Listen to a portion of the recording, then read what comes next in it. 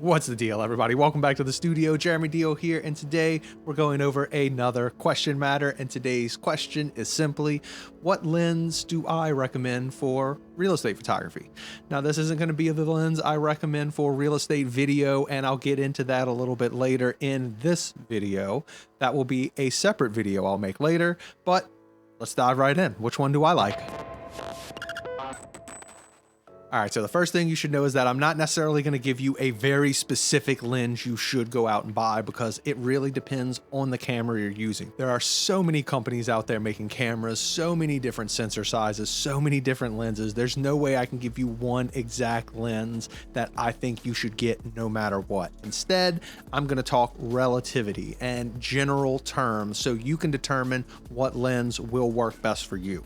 Now, the very first thing I'll say is that I recommend whatever lens you get, make sure it's a zoom lens. Now, there's lots of talk out there about tilt shift and primes and zoom lenses and the pros and cons of all of these, and all of these do have their pros and cons. If you are a full-time real estate photographer already or an architectural photographer, then you obviously already know the tilt shift lens is the one you're going for, but that's not who this video is going after. I'm talking about people looking for this question, just entering the industry or about to buy this lens. I know it seems cheaper to get a fixed focal prime, and that is true. It is cheaper, but on site, having the zoom lens of some sort will open up your ability to place your camera in different areas for a much different variety of shots, and it will save you so much headache in the long run.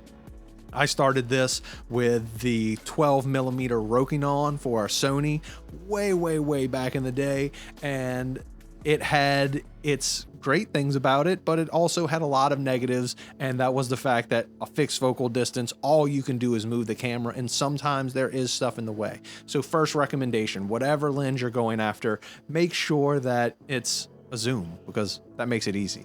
Now, the next thing you should wonder about is going to be your aperture or f-stop. How much do you have to spend on this lens? Now, once again, this is just for real estate photography and not real estate videography, but photography, it does not really matter.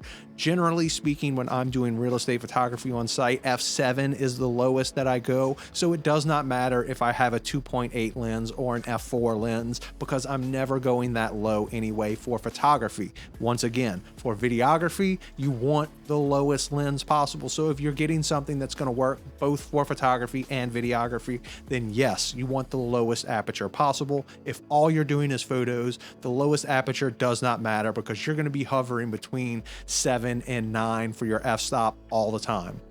So don't worry about spending that extra money on that lower f-stop if you're just breaking into the industry. Now, the next thing I'll tell you that you should definitely think about is your filter thread size or your availability of polarizers. Polarizers I talk about in other videos. You can check them listed up there, I think. I'll pop them somewhere, but I have other videos strictly talking about real estate polarizers and how important they are. So when I'm talking about a lens, thinking about how you're going to polarize that lens is very important. When I used my Micro Four Thirds system, the 7-14, or even my Sony that I use now with the 12-24, then those both do not actually fit a standard filter size. I had to buy an extra unit called the Wonder Pan filter system. I've got videos about that too. You can go check those out. But either way, when I'm talking about lenses, you really need to think about all of these things. The last thing I'll talk about is the millimeter of your lens, because as I said, I prefer a zoom lens. Now, my personal favorite focal distances depends on the sensor size in general, but since the two things I have shot mainly are full frame and Micro Four Thirds, I'll reference both of those in this video.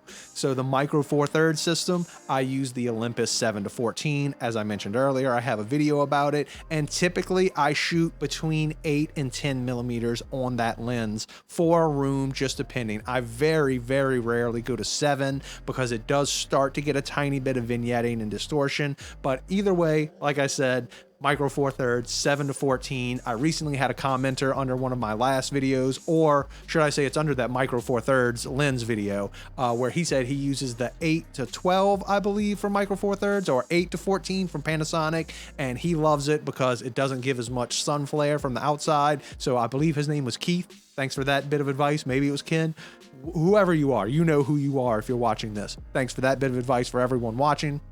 So moving on to the full frame system, I recommend the 12-24 from Sony. That's what I'm using. If you're using the Sony system, I'm sure there's equivalent for whatever brand you're working with. Now, I rarely shoot as wide as 12. Usually I'm hovering around 14-20 mil. That's the average I shoot on a full frame system. But having those extra 2mm stops, it doesn't sound like it's a lot, but sometimes it really helps. So I would recommend going with that instead of the 16-24, I believe, is another very popular real estate lens. The reason I don't use that is because I believe that the 16mm is not wide enough for small houses. If all you're doing is large properties and luxury listings, which I doubt is the case if you're watching this video because you're probably brand new. If you're brand new, you're going to be shooting smaller properties, 1,200 to 3,000 square foot properties, and 16mm just simply is not wide enough for some of these small bedrooms and bathrooms. I've tried it. I've gotten complaints from my agents. Save yourself the headache. Get you the wider lens that you might not shoot that wide, but sometimes it's nice to have it. That's it. As always, keep rocking and rolling. Enjoy what you're doing. Make smart business decisions and buy the right lens with those tips. Come back and check the next video. Catch you next time.